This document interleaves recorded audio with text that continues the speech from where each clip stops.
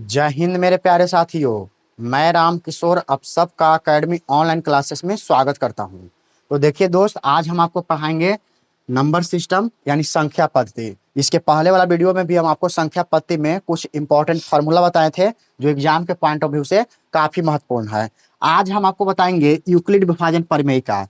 ये आपको हर साल 2 नंबर में पूछता है। कितने नंबर में? 2 नंबर में। तो अब हम आपको बताएंगे यूक्लिड विभाजन प्रमेयिका के बारे में। तो जो विद्यार्थी इस चैनल पर नए आए हैं तो क्या करिए, चैनल को सब्सक्राइब कर दीजिए और वीडियो को लाइक कर दीजिएगा। तो देखिए, हम यूक्लिड विभाजन प्रमेयिका का मतलब क्या जानते हैं कि एकरा में एक फार्मूला है, उसको आपको ध्यान रखना है। ए बराबर होता है बी क्यू प्लस आर होता है। ए बराबर बी क्यू प्लस आर। और इसमें कौन क्या है इसके बारे में थोड़ा सा जानकारी रखना जरूरी है। तो देखिए, ए जो है ना, ए है उसको भाज्य बोलते हैं। ए को क्या बोलते हैं? भाज। बी है उसको भाजक बोलते हैं। बी को भाजक बोलते हैं। और उसके बाद क्यू को भागफल बोलते हैं। क्या बोलते हैं? भागफल। और उसके बाद जो आर आया ना, आर आर जो है से शेषफल है। शेषफल को हम लोग शॉर्ट में शेष भी बोल सकते हैं। आर क्या है? शेषफल। अब ध्यान ही रखना है कि ये चीज तो समझ में आ गया कि यूक्लिड विभाजन प्रमेयिका क्या होता था। ए बराबर बी क्यू प्लस आर। इसमें ए क्या है, बी क्या है, क्यू क्या है, आर क्या है, इस सब के बारे में हम आपको बता रहे हैं। तो ध्यान देने वाली बात यह है कि अगर ए बराबर बी क्यू प्लस अगर आर है तो ए भाज्य है। बी क्या है? भाजक है। और ए क्या है? भागफल है। और आर क्या शेष है। इसमें सबसे बड़ा जो वैल्यू होगा वो होगा भाज्य यानी ए होगा। तो इसमें दो चीज देवल रहता है, एक देवल रहता है ए और एक दिया रहता है बी। यानी एक तो भाज्य देल रहता है, दूसरा भाजक दिया हुआ रहता है। तो इसमें आपको करीब लगता है जिसे इसमें मौसा निकालने के लिए रहेगा यूक्लिड विभाजन प्रमेयिका की सहायता से। यानी कि जब मौसा निकालना है तो अंतिम भाजक मौसा कहलाता है। यानी जब भाग देते देते भाग अथी शेषफल अगर 0 आ जाए तो उसमें क्या होता है, अंतिम जो भाजक आएगा वही क्या कहलाएगा? मौसा कहलाएगा। तो इसमें क्वेश्चन आता है, तो हम आपको क्वेश्चन के माध्यम से क्लियर करते हैं। तो देखिए, सबसे पहले समझते हैं। एक क्वेश्चन है कि 867 तथा 255 का मौसा निकाले।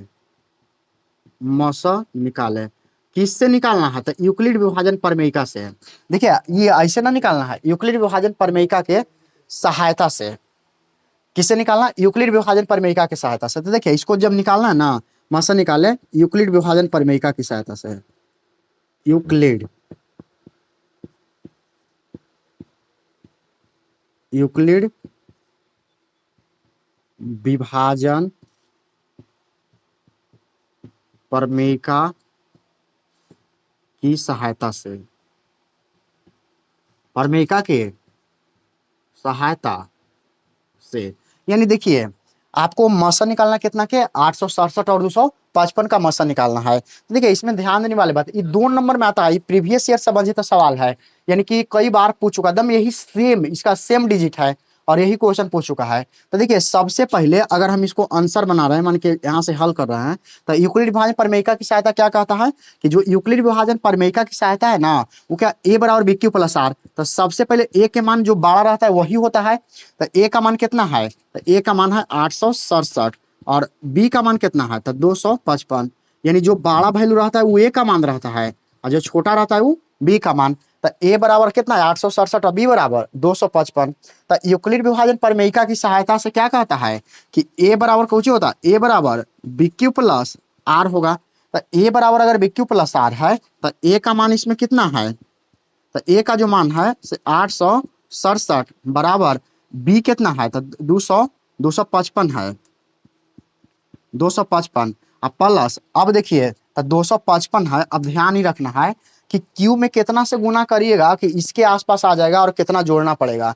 तो देखिए, इसको सबसे अच्छा तरीका है कि इसमें आप भाग दीजिए रफ में। तो देखिए, 867 हम लिख देते हैं। अब भाग कितना से देना? 255 से।